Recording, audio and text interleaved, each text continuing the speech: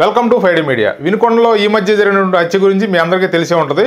అసలు ఆ హత్య ఉదంతం వెనక పచ్చి నిజాలు ఏంటనేది ఒకసారి మనం ఈ వీడియోలో మాట్లాడుకుందాం. అంటే రెండు పార్టీలు, తెలుగుదేశం పార్టీ ఒక వెర్షన్ చెప్తున్నారు, వైఎస్ఆర్సీపీ పార్టీ ఒక వెర్షన్ చెప్తున్నారు. వీళ్ళిద్దరు వెర్షన్లో ఏది కరెక్ట్ అనేది ఇప్పుడు ఈ వీడియోలో చూద్దాం.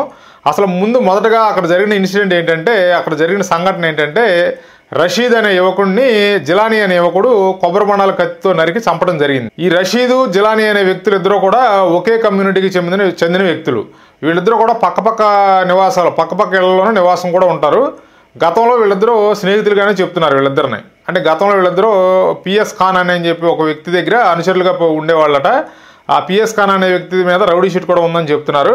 ఆయన దగ్గర వీళ్ళిద్దరూ అనుచరులుగా పనిచేసేవాళ్ళని, మంచి స్నేహితులని చెప్తున్నారు.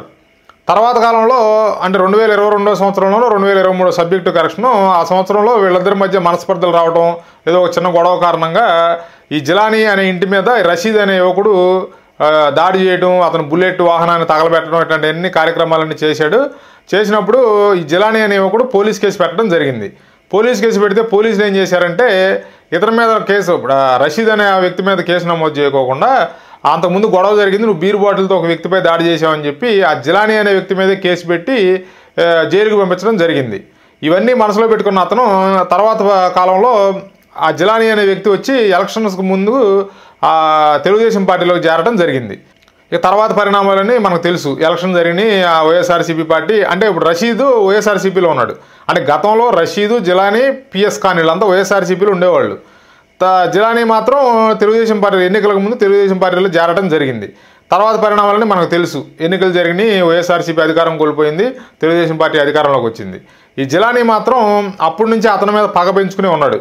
ఖచ్చితంగా ఇతని మీద దాడి చేయాలని అతను ఏదో ఒక పథకం అయితే రచించుకున్నట్టుగానే కనపడుతుంది. జిలానీ అతను రచించుకున్న పథకం ప్రకారం కత్తి తీసుకుని వెళ్ళి ఆ రషీద్ అన్న అతన్ని కిరాతకంగా నరికి చంపడం అయితే జరిగింది. ఇప్పుడు ఏంటంటే వైఎస్ఆర్సీపీ వాళ్ళు తెలుగుదేశం పార్టీ అరాచకాలు, తెలుగుదేశం పార్టీ ఇది అది అని చెప్పి వాళ్ళు ప్రచారం చేస్తున్నారు. తెలుగుదేశం పార్టీ వాళ్ళు వీళ్ళంతా వైసీపీ బ్యాచ్ అదంతా వాళ్ళకి ఏదో లావాదేవీలు ఇదవక వాళ్ళు నరుకు చచ్చారని చెప్పి తెలుగుదేశం పార్టీ వాళ్ళు చెప్తున్నారు. దీంట్లో ఏది నిజం అంటే, ఇద్దరు చెప్పేది నిజమే. ఎన్నికల ముందు వరకు వీళ్ళంతా వైసీపీ పార్టీలోనే ఉన్నారు.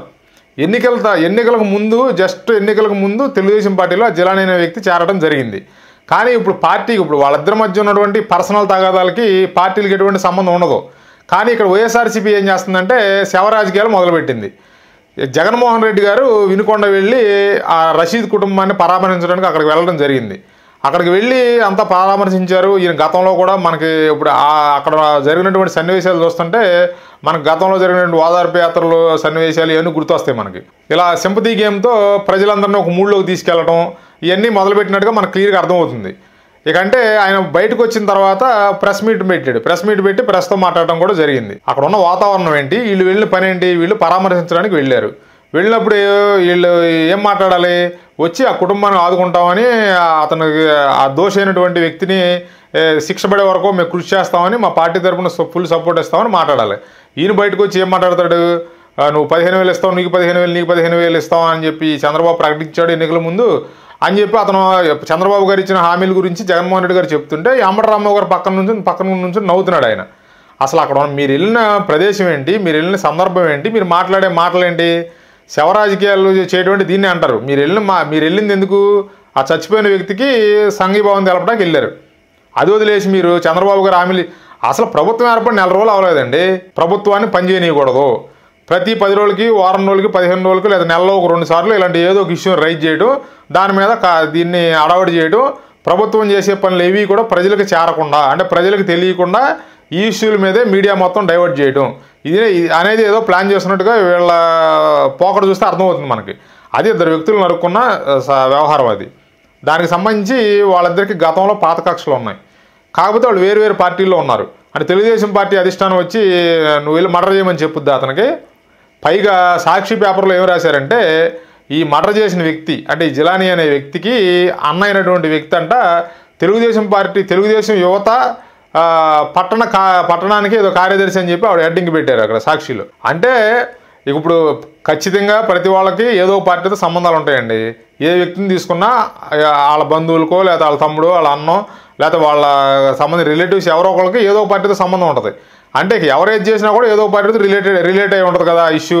అప్పుడు ప్రతిదానికి తీసుకొచ్చి పార్టీలు రాజకీయాలు ముడిపెట్టేస్తే ఇలాంటి కార్యక్రమాలు చేస్తే మీరు రాష్ట్రంలో అసలు రాష్ట్రం ఏం డెవలప్ అవుద్ది, పెట్టుబడులు పెట్టేవాళ్ళు ఎలా పెడతారు, ప్రభుత్వం ఎలా పనిచేస్తుంది, అసలు ఏ మాత్రం అన్న ఇంగిత జ్ఞానం లేకుండా వాళ్ళిద్దరు వ్యక్తుల మధ్య ఉన్నటువంటి పర్సనల్ గొడవని పార్టీలకు పులిమి ఇదిగో తెలుగుదేశం పార్టీలు అరాచకాలు జరిగిపోతున్నాయి, తెలుగుదేశం పార్టీలు ఇది జరిగిపోతున్నాయి అని చెప్పి జగన్మోహన్ రెడ్డి గారు ఆయన పరామర్శించడానికి బయలుదేరాడు. మళ్ళీ దీంట్లో మళ్ళీ ఒక పెద్ద కొత్త కోణం ఏంటి, ఈయనకి సెక్యూరిటీ కోసం ఇచ్చిన కాన్వాయ్లో డొక్కు వాహనం ఇచ్చారు, అది మధ్యదారిలో ఆగిపోయింది అని చెప్పి ఈయన దిగి ఆయన పర్సనల్ వాహనంలో వెళ్ళాడంట. అది బుల్లెట్ ప్రూఫ్ వాహనం, అదే ఆయన కూర్చోడానికి కంఫర్ట్ లేదని చెప్పి అక్కడ పోలీసులతో చెప్పి దిగి ఆయన పర్సనల్ ప్రైవేట్ వాహనంలోకి వెళ్ళడం జరిగింది. అక్కడ జరిగిన ఇష్యూ పోలీసులు చెప్పడం కూడా జరిగింది. ఆ తర్వాత ఆయన దిగి వేరే కారులో ఎక్కిన తర్వాత ఈ బుల్లెట్ ప్రూఫ్ వాహనం కూడా అదే కాన్వాయ్లో ముందుకెళ్ళిందని కూడా పోలీసు వాళ్ళు ప్రకటించడం జరిగింది. కానీ వీళ్ళు ఏం ప్రచారం చేస్తున్నారు, ఈయనకు బుల్లెట్ ప్రూఫ్ వాహనం తీశారు, ఒక డొక్కు బండి ఒకటి ఇచ్చారు, కాస్త లెక్క వెళ్ళి ఆగిపోయిందని చెప్పి వైఎస్ఆర్సీపీ సోషల్ మీడియా వాళ్ళు విపరీతంగా ప్రచారం చేస్తున్నారు. నేను ఈ ఇష్యూల మీద మొదట్లోనే ఒక వీడియో చేశాను. మీరేదో జగన్మోహన్ రెడ్డి గారిని ప్రేమతోనో ఆయన ఏదో చూసి చూన్నట్టు వదిలేస్తే ఆయన తెలుసుకుంటాడు లేనో ఏదో అనుకుంటున్నారు.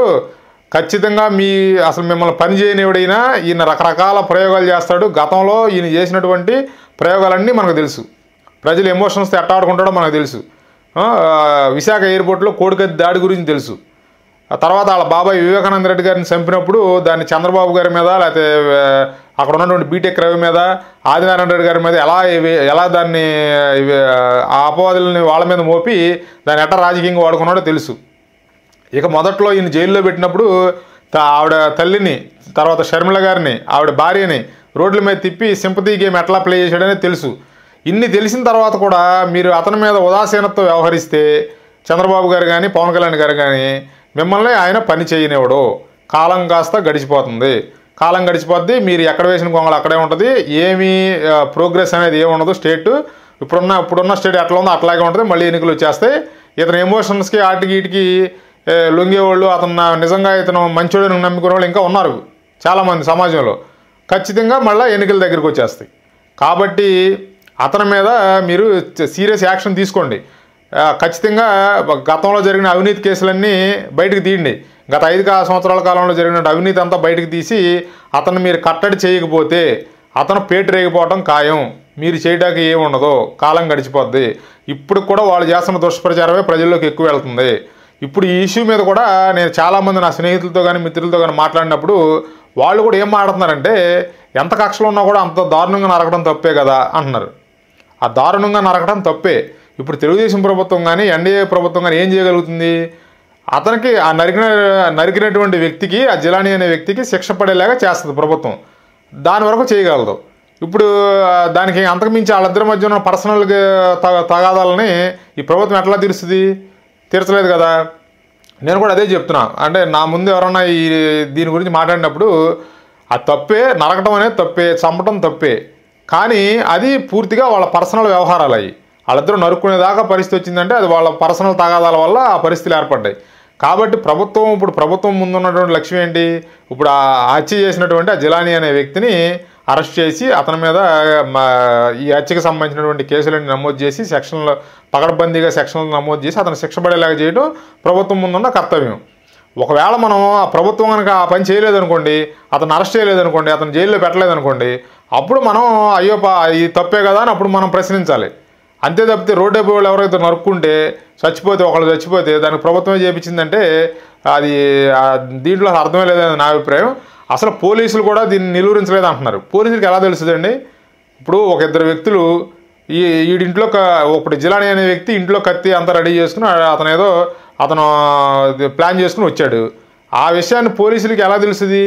ఇప్పుడు ఆ చంపబడిన వ్యక్తి కన్నా ఏదైనా అనుమానం కలిగి ఇతను నన్ను చంపే అవకాశాలు ఉన్నాయి అని చెప్పి అతనికి ఏదైనా అనుమానం కలిగి అతను ఏదైనా కంప్లైంట్ ఇచ్చుంటే గతంలోనే కంప్లైంట్ ఇచ్చుంటే పోలీసులు ఎటువంటి యాక్షన్ తీసుకోలేదనుకోండి, అప్పుడు పోలీసులు తప్పు ఉంటుంది, దీంట్లో ప్రభుత్వం తప్పు ఉంటుంది. వీళ్ళిద్దరి మధ్య జరిగినటువంటి గొడవ ఈ జిలానీ అనే వ్యక్తి దాన్ని మనసులో పెట్టుకుని ఖచ్చితంగా ఇతను హతమారుస్తాడనే విషయం ఎవరికీ తెలియనప్పుడు దీన్ని పోలీసు వాళ్ళు ఎలా ఆపుతారు, ప్రభుత్వం ఎట్లా అడ్డుకుంటుంది? ఈ జగన్మోహన్ రెడ్డి గారు ఏంటంటే శవరాజకీయాలు మొదలుపెట్టేశాడు. మళ్ళీ గతంలో ఆడిన సింపతి డ్రామాలు ఇవన్నీ స్టార్ట్ చేశాడు.